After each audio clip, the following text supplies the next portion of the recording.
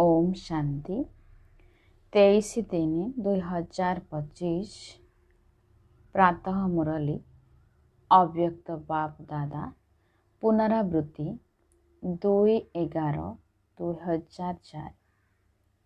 Heading न्याय बाबा कहले स्व उपकारी हुई अपकारीर मध्य उपकार कर। सर्वशक्ति सर्वगुण संपन्न सम्मानदाता हुआ। स्व उपकारी हुई अपकारीर मध्य उपकार कर। सर्वशक्ति सर्वगुण संपन्न सम्मानदाता हुआ। आज स्नेहर सागर निजर चारिआडर स्नेही पिलामानकु देखि हर्षित हेउछन्ति। चाहे साकार रूपरे सन्मुखरे बसिछन्ति, चाहे स्थूल रूपरे दूररे अछन्ति, किंतु स्नेह समस्तंकु बाबांक पाखरे बसिथिबार अनुभव कराउछि। प्रत्येक संतानकु स्नेह ही बाबांकु सन्मुखरे थिबार अनुभव कराउछि। तुमे माने मध्य बाबांकर स्नेहरे आसी सन्मुखरे पहुंची जाइछ। बाप दादा देखुछन्ति जे प्रत्येक संतानर हृदयरे बाप दादांक प्रति स्नेह समाहित अटे। समस्तंक दिल रे मेरा बाबा एही स्नेहर गीत बाजुछि। स्नेह ही देह एवं देहर संबंध ठारू अलगा करि देउछि। स्नेह ही मायाजित करि देउछि। जेउठारे दिल रो स्नेह रहिछि सेठारे माया दूररु ही पलाई जाउछि। तेणु स्नेहर विषय सबु पिला पास अटंती। गोटिए हेला स्नेह, द्वितीयटी हेला सर्वशक्तिमान बाबांक द्वारा सर्वशक्ति रूपी संपत्ति। तेबे आजी बाप दादा गोटिए पटे तो स्नेह को देखुछन्ति, अन्य पटे शक्ति सेनार शक्ति गुड़ी को मध्य देखुछन्ति। तेबे जेतिकी स्नेह समाहित अटे सेतिकी सर्वशक्ति गुड़िक समाहित अटे। तो बाप दादा सबु पिलांकु एका भली सर्वशक्ति गुड़ी को देइछन्ति एवं मास्टर सर्वशक्तिमान करिछन्ति। काहाकु सर्वशक्तिवान काहाकु शक्तिवान करि नाहंती। तुमे माने मध्य निजर समान मास्टर सर्वशक्तिवान बोली कहूछ। तेणु बाप दादा चारि आडर पिलामानकु पचारुछन्ति जे समस्ते निज भितरे सर्वशक्ति गुड़ी को अनुभव करुछत। सर्वशक्ति गुड़िक उपरे सर्वदा अधिकार रहिछि। तो तेबे सर्वशक्ति गुड़िक बाप दादांकर संपत्ति अटे। तेणु निजर संपत्ति उपरे अधिकार अछि। तो कौन कहूछ अधिकार अछि? तो टीचर माने कुह अधिकार अछि। तो भाभी चिंती कुह कौन पांडव मानकर अधिकार अछि? तो सर्वदा रहिछि ना केबे केबे रहुछि? जेउ समय जेउ शक्तिर आवश्यकता पड़ुछि तुम शक्ति सेनार आदेश अनुसारे सेही शक्ति हाजर होई जाउछि। तो समय अनुसारे जी हजूर कही हाजर हेउछि। तो चिंता कर देख अधिकारी आदेश देव एवं सर्वशक्ति गुड़िक जी हजूर कही हाजर हेउथिबे। जेउ शक्ति को आह्वान कर जेपरी समय जेपरी परिस्थिति सेही भली शक्ति गुड़िको कार्यकारी लगाई पारुथिबो, कार्य लगाई पारुथिबो। एही भली अधिकारी आत्मा अटत। काहेकि ना बाबा तुम मानकु संपत्ति देइछन्ति जाहाकु तुमे माने निजर करि नेइछ। कौन निजर करि नेइछ ना? ତେବେ ନିଜର ବସ୍ତୁ ଉପରେ ହିଁ ଅଧିକାର ରହିଥାଏ। ଯେଉଁ ସମୟରେ ଯେଉଁ ଶକ୍ତି ଅନୁସାରେ ଆବଶ୍ୟକତା ଥିବ ସେହି ସମୟରେ କାର୍ଯ୍ୟରେ ଲାଗି ଯାଉଥିବ। ଧରିନିଅ ସମାହିତ କରିବାର ଶକ୍ତିର ଆବଶ୍ୟକତା ଅଛି ଏବଂ ତୁମେ ତାକୁ ଆଦେଶ ଦେଉଛ। ତେବେ ସେ ତୁମର ଆଦେଶକୁ ପାଳନ କରି ହାଜିର ହୋଇଯାଉଛି ତ? ଯଦି ହେଉଛି ତେବେ ମୁଣ୍ଡ ହଲାଅ, ହାତ ହଲାଅ। କେବେ କେବେ ହାଜର ହେଉଛି ନା ସବୁବେଳେ ହାଜର ହେଉଛି? ତେବେ ସମାହିତ କରିବାର ଶକ୍ତି ଯଦିଓ ହାଜର ହେଉଛି, କିନ୍ତୁ 10 ଥର ସମାହିତ କରି ନେବା ପରେ 11 ଥରକୁ ଟିକିଏ ତଳ ଉପର ହେଉନାହିଁ ତ? ତେଣୁ ସବୁବେଳେ ଏବଂ ସହଜରେ ହାଜର ହୋଇଯାଉଥିବ। ସମୟ ବିତିଯିବା ପରେ ହାଜର ହେଉନଥିବ। ମୁଁ କରିବାକୁ ଚାହୁଁନଥିଲି ଯେ କିନ୍ତୁ ହୋଇଗଲା, ସେଭଳି ହେଉନଥିବ। ତେବେ କୁହାଯିବ ସର୍ବଶକ୍ତିର ଅଧିକାରୀ। ତେବେ ଏହିଭଳି ଅଧିକାର ବାପ ଦାଦା ତ ସମସ୍ତଙ୍କୁ ଦେଇଛନ୍ତି, କିନ୍ତୁ ଦେଖିବାକୁ ମିଳୁଛି ଯେ ସର୍ବଦା ଅଧିକାରୀ ହୋଇ ରହିବାରେ ପିଲାମାନେ କ୍ରମାନ୍ୱୟରେ ଆସିଯାଉଛନ୍ତି। ତେବେ ସର୍ବଦା ହେଉଥିବ ଏବଂ ସହଜ ହେଉଥିବ, ସ୍ୱାଭାବିକ ହୋଇଥିବ ଏବଂ ସ୍ୱଭାବରେ ପରିଣତ ହୋଇଯାଇଥିବ। ଏହାର ବିଧି ହେଲା ଯେପରି ବାବାଙ୍କୁ ହଦ୍ରୁ ମଧ୍ୟ କୁହାଯାଉଛି, ହଜୁର ମଧ୍ୟ କୁହାଯାଉଛି। କହୁଛନ୍ତି ହଜୁର ହାଜିର ଅଟନ୍ତି, ହାଜିର ହଜୁର ମଧ୍ୟ କହିଥାନ୍ତି। ତେଣୁ ଯେଉଁ ସନ୍ତାନ ହଜୁର ବାବାଙ୍କର ପ୍ରତ୍ୟେକ ଶ୍ରୀମତ ଅନୁସାରେ ହାଜିର ହଜୁର କରି ଚାଲିଥାଏ, ତା ନିକଟରେ ସର୍ବଶକ୍ତି ଗୁଡ଼ିକ ମଧ୍ୟ ହଜୁର ହାଜିର କରିଥାନ୍ତି। ପ୍ରତ୍ୟେକ ଆଜ୍ଞାରେ ହାଜିର, ପ୍ରତି ପାଦରେ ହାଜିର। ଯଦି ପ୍ରତ୍ୟେକ ଶ୍ରୀମତରେ ହାଜିର ନୁହେଁ, ତେବେ ପ୍ରତ୍ୟେକ ଶକ୍ତି ମଧ୍ୟ ସବୁ ସମୟରେ ହାଜିର ହଜୁର କରିପାରିବେ ନାହିଁ। ଯଦି କେବେ କେବେ ବାବାଙ୍କର ଶ୍ରୀମତ ବା ଆଜ୍ଞାର ପାଳନ କରୁଛ, ତେବେ ଶକ୍ତି ଗୁଡ଼ିକ ମଧ୍ୟ କେବେ କେବେ ତୁମ ନିକଟରେ ହାଜିର ହେବାର ଆଦେଶ ପାଳନ କରିବେ। ସେହି ସମୟରେ ତୁମେ ଅଧିକାରୀ ପରିବର୍ତ୍ତେ ଅଧୀନ ହୋଇଯାଇଥାଅ। ତେଣୁ ବାପ ଦାଦା ଏହି ଫଳାଫଳ ଚେକ୍ କରି କ'ଣ ଦେଖିଲେ? ପିଲାମାନେ କ୍ରମାନ୍ୱୟ ଅନୁସାରେ ଅଛନ୍ତି। ସମସ୍ତେ ନମ୍ବର 1 ନୁହନ୍ତି।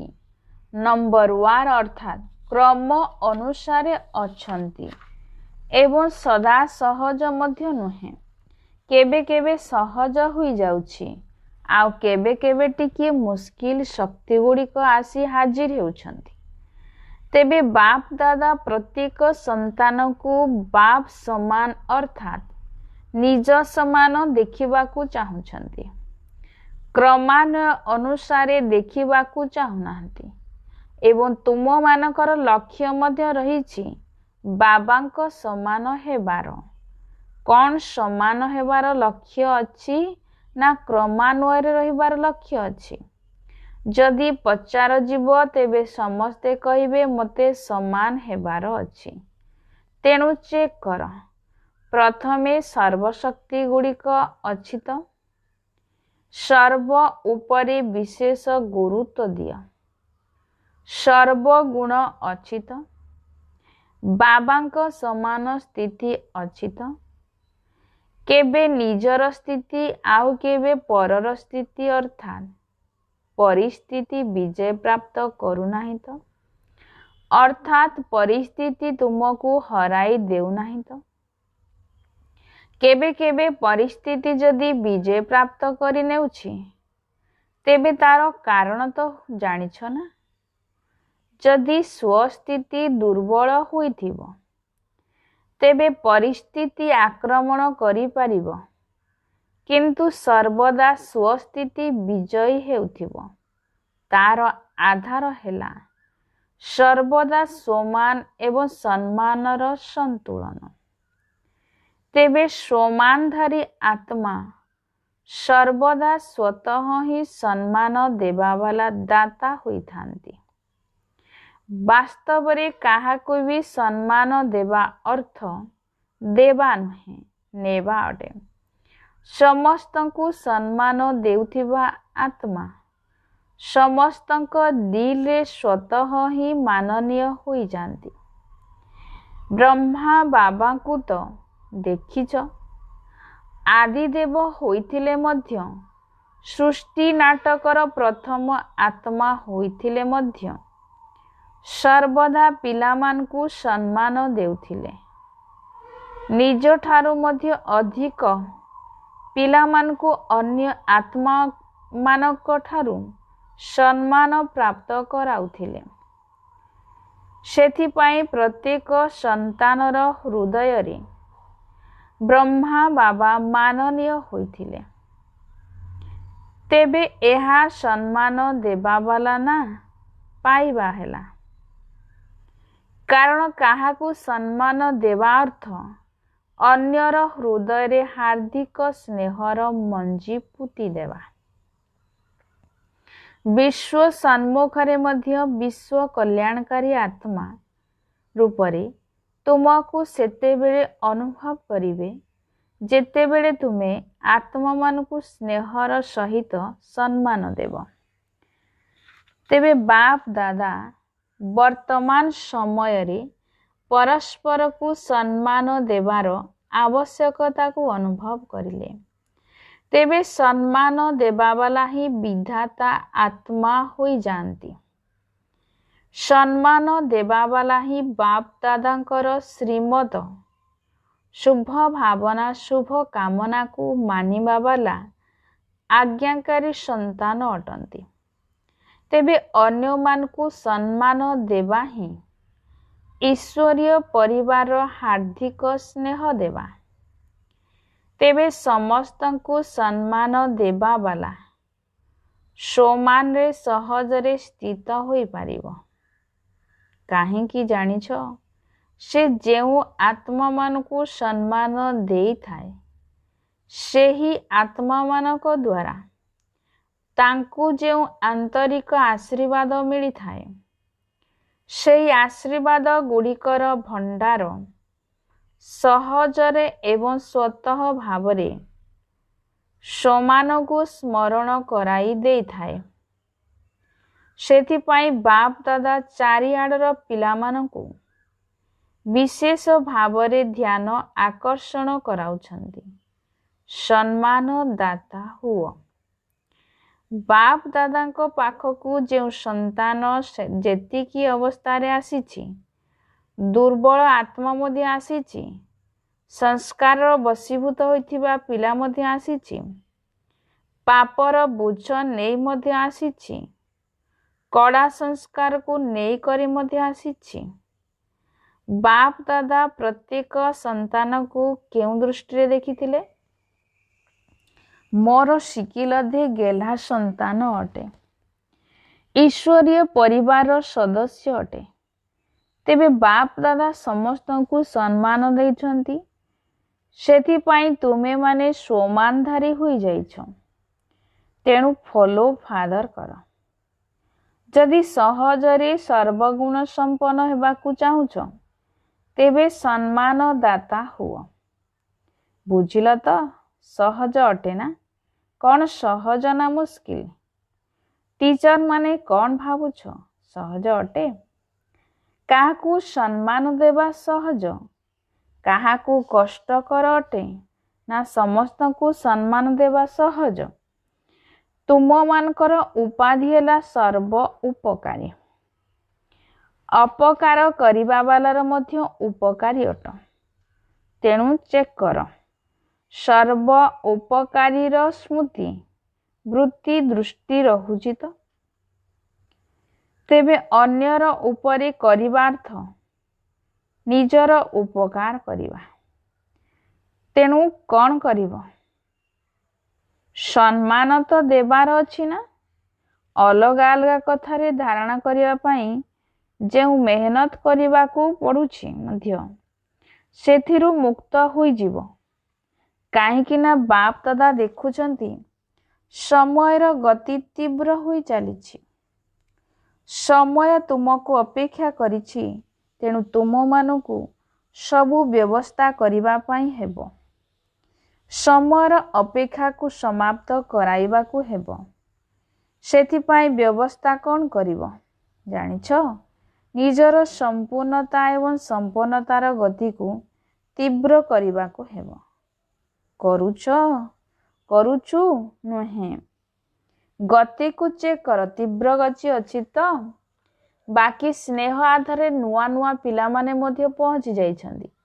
ବାପ ଦାଦା ନୂଆ ନୂଆ ପିଲାମାନଙ୍କୁ ଦେଖି ଖୁସି ହେଉଛନ୍ତି। ଯେଉଁମାନେ ପ୍ରଥମ ଥର ଆସିଛ ସେମାନେ ହାତ ଉଠାଅ। ବହୁତ ଅଛନ୍ତି।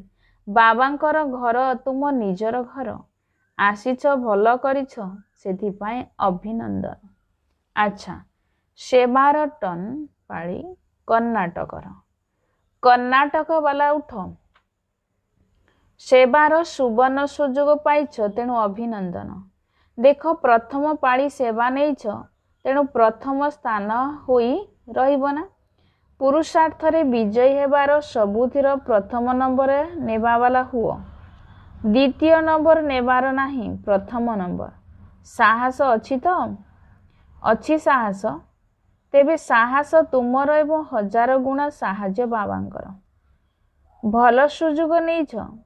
ନିଜର ପୁଣ୍ୟର ଖାତା ବହୁତ ଜମା କରିନେଲ। ଆଚ୍ଛା, କର୍ଣ୍ଣାଟକ ମେଗା ପ୍ରୋଗ୍ରାମ କରିଛ ତ?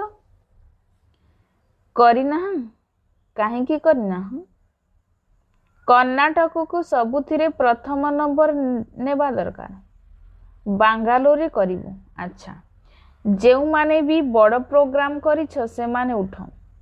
ଏବେ ସୁଦ୍ଧା କେତେ ପ୍ରୋଗ୍ରାମ ହୋଇସାରିଲାଣି? ତେବେ ବାପ ଦାଦା ବଡ଼ କାର୍ଯ୍ୟକ୍ରମ ପାଇଁ ବଡ଼ ଅଭିନନ୍ଦନ ଦେଉଛନ୍ତି। ତେବେ ଜୋନ୍ ଗୁଡ଼ିକର ସଂଖ୍ୟା କେତେ ହେଲାଣି? ସବୁ ଜୋନ୍କୁ ତ ମେଗା ପ୍ରୋଗ୍ରାମ କରିବା ଉଚିତ। କାହିଁକି ନା ତୁମ ସହରରେ ଆଉ କେହି ଉଲୁଗଣା ଦେବା ନାହିଁ। ବଡ଼ କାର୍ଯ୍ୟକ୍ରମରେ ତୁମେ ପ୍ରଚାର ପ୍ରସାର ମଧ୍ୟ ବଡ଼ ଧରଣର କରୁଛ ନା? ଚାहे ସମ୍ମାନ ପତ୍ର ଦ୍ୱାରା ବା ଅନ୍ୟାନ୍ୟ ମିଡ଼ିଆ ଦ୍ୱାରା, ଚାहे ପୋଷ୍ଟର, ହୋର୍ଡିଂ ଆଦି ଭିନ୍ନ ଭିନ୍ନ ଉପାୟ ଆପଣାଉଛ, ତେଣୁ ଉଲୁଗୁଣା କମ୍ ହୋଇଯାଉଛି। ବାପ ଦାଦାଙ୍କୁ ଏହି ସେବା ପସନ୍ଦ ଅଟେ, କିନ୍ତୁ ଟିକିଏ କିନ୍ତୁ ରହିଯାଉଛି। ପ୍ରୋଗ୍ରାମ ତ ବଡ଼ ବଡ଼ କରୁଛ, ସେଥିପାଇଁ ଅଭିନନ୍ଦନ। କିନ୍ତୁ ପ୍ରତ୍ୟେକ ପ୍ରୋଗ୍ରାମରୁ ଅତି କମରେ 108ର ମାଳା ତ ପ୍ରସ୍ତୁତ ହେବା ଦରକାର ନା? ଅର୍ଥାତ୍ 108 ଜଣ ତ ବାହାରିବା ଦରକାର। ତାହା କେଉଁଠି ହେଉଛି?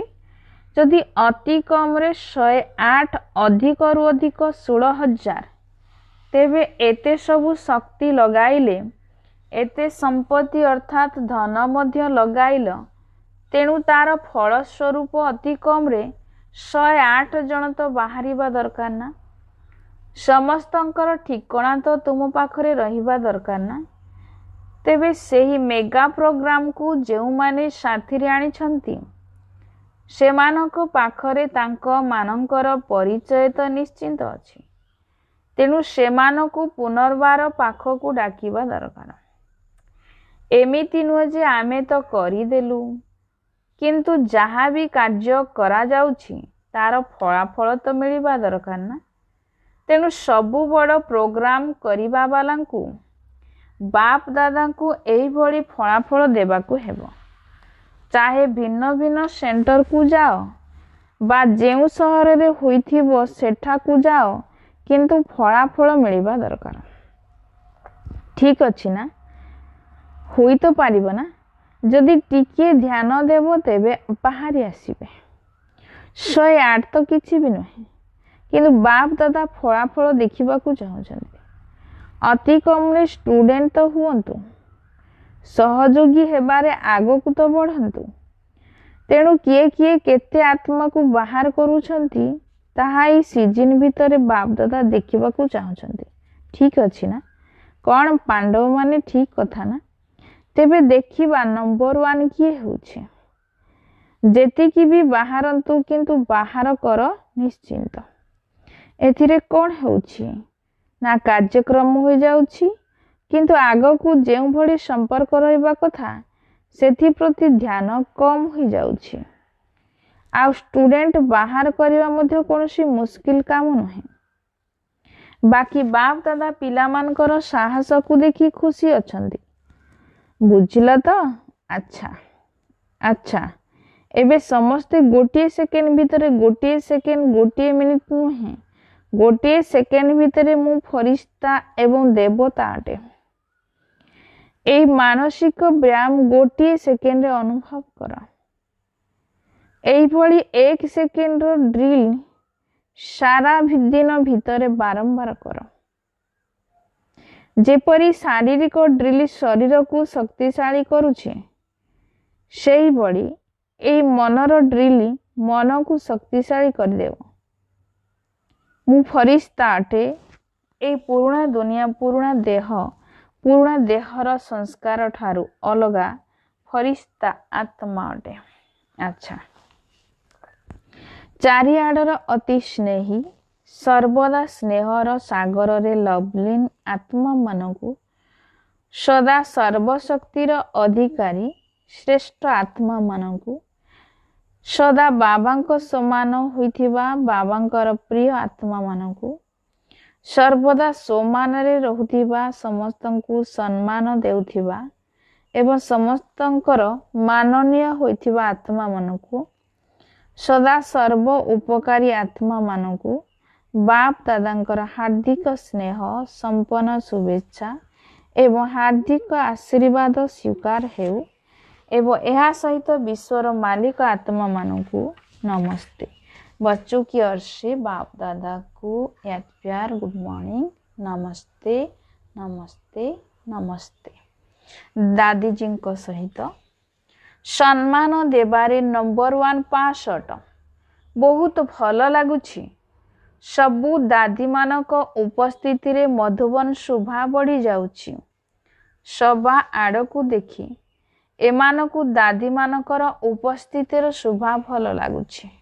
जेपरी दादी मानकर उपस्थिति द्वारा मधुबन शोभायमान हो जाउछि।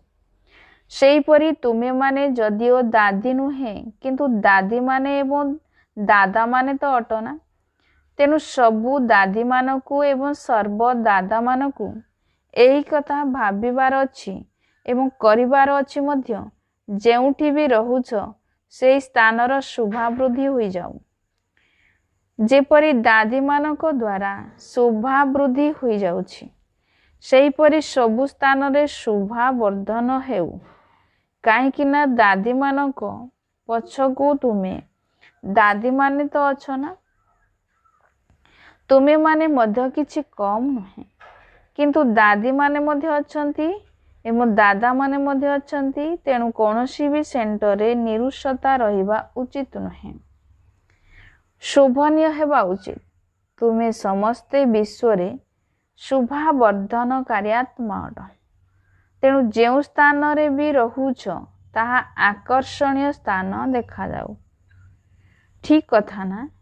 काहेकि ना दुनिया रे विनाशी सौंदर्य बहुत रही किंतु तुम जन जनक द्वारा अविनाशी शोभा बा सौंदर्यर वृद्धि हेउछि। जदि निजे सर्वदा खुशी रे शांतिर अविनाशी सुखर सौंदर्य रे सुशोभित होई रहिबो तेबे तुमर स्थान मध्य शोभायमान होई जिवो। काहेकि ना स्थिति आधार रे स्थान रे मध्य श्रेष्ठ वायुमंडल सृष्टि होई थाए।